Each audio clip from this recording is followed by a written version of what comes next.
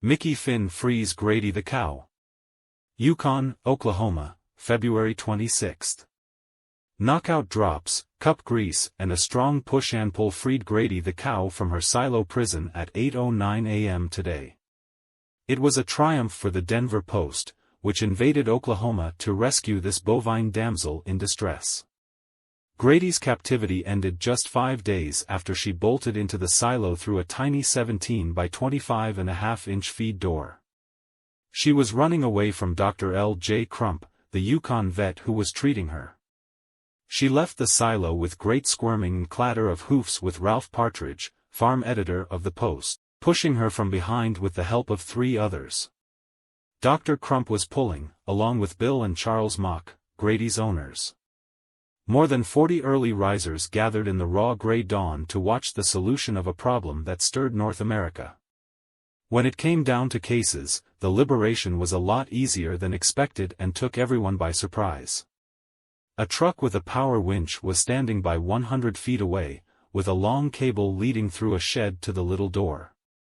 The plan was to tie a heavy rope around the cow and drag her through, well lubricated, with the winch. To get Grady ready, they pulled her 4 feet through the door and the doc gave her a massive shot of Nembutal, the same stuff they use in sleeping tablets. Then they gave Grady a tentative heave. At this moment, the athletic cow apparently decided she wanted out. There was a sudden scraping of hoofs on the greased wooden ramp beneath her and the Hereford burst out as much as she had burst in. There were scattered cheers and everyone posed in the barnyard for pictures with Grady, Partridge and the Mock brothers.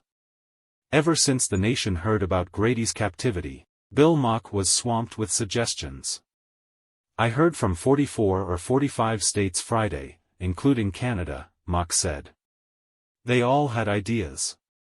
I can't understand it, all this fuss for just one cow. People are sure kind-hearted." Appoints cow editor.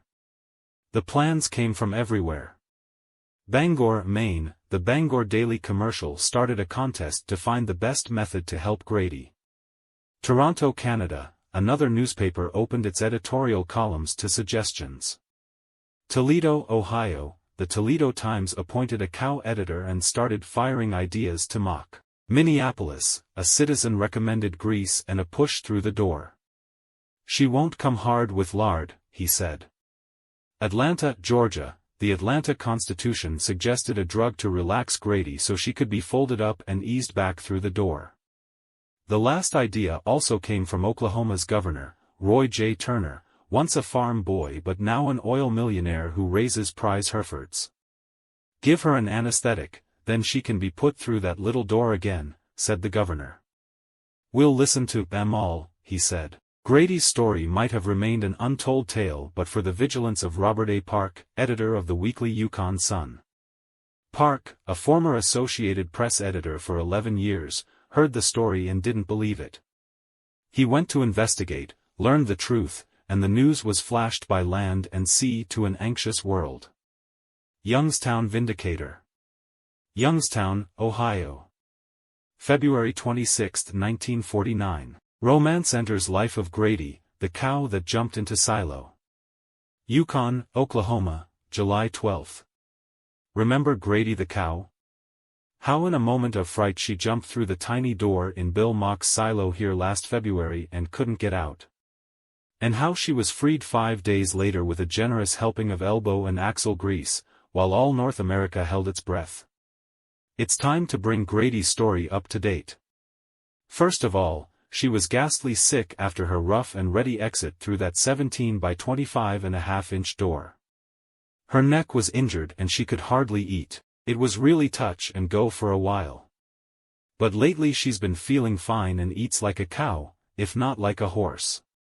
Right now, Mock and a wealthy cattle breeder H.W. Wagoner are plotting a romance between Grady and a blue-ribbon boyfriend, a $5,000 prize bull named Hightone the 32nd. Ordinarily such a match would be far beyond Grady's dreams, for her family can't compare to great aristocrats like the Hightones. But fame conquers all, and it looks like Grady is going to be a Cinderella princess, sure enough. But even without romance, Grady's life is far from dull. She gets 2 or 3 letters and nearly a dozen visitors every week. Most of the callers are tourists, crossing the country on US 66, the main street of America. I'm glad to have them come, says Mock. It just keeps me astonished how many people are interested in that cow. They look at that silo door, it's still got hair on it, and shake their heads. The kids yell, "There's Grady," and take pictures of her. If you should happen along US 66 this summer, drop in and see her. Take the red dirt farm-to-market road that turns south at the west edge of Yukon. Go 1.5 miles. On your right will be a neat white, one-story farmhouse, some farm buildings, and of course the ill-famed silo. Just drive in and ask if you can see Grady the Cow. Someone is always around and they'll be glad to show you. One thing, though. Don't try to slip Mock or his ranch hands $1, as some folks have tried. There's such a thing as Western hospitality, and Mock says he's still running a cattle ranch, not a sideshow. Reading Eagle. Reading, Pennsylvania. July 12, 1949.